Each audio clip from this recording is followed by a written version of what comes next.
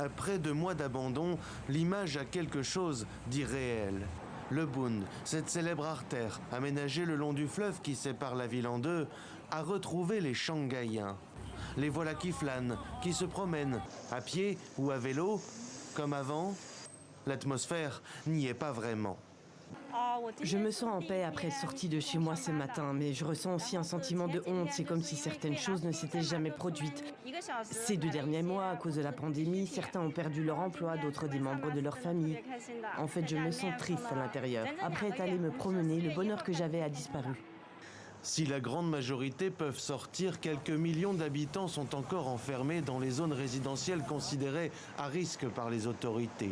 Les cafés, les musées, les salles de sport et les cinémas ne sont pas encore ouverts. Et sur la route, seuls les camions, les voitures de police et les rares bénéficiaires d'autorisation peuvent circuler. Une levée des mesures anti-Covid très progressive. Depuis plusieurs semaines, certains habitants des districts périphériques pouvaient déjà sortir de chez eux quelques heures. Aujourd'hui est le premier jour de mon retour au travail. Il y a quelques jours, nous avons pu obtenir un laissez-passer. J'ai été autorisé à sortir pour acheter des fournitures pendant 1 heure. Je me suis senti extrêmement heureux quand j'ai quitté la maison pour le travail aujourd'hui. De 27 000 cas quotidiens à la mi-avril à 29 cas seulement ce mardi 31 mai, les autorités de la ville la plus peuplée de Chine ont atteint leur objectif, mais à quel prix ? Au coût économique de la stratégie zéro Covid s'ajoutent les conséquences psychologiques et sociales pour les Shanghaïens.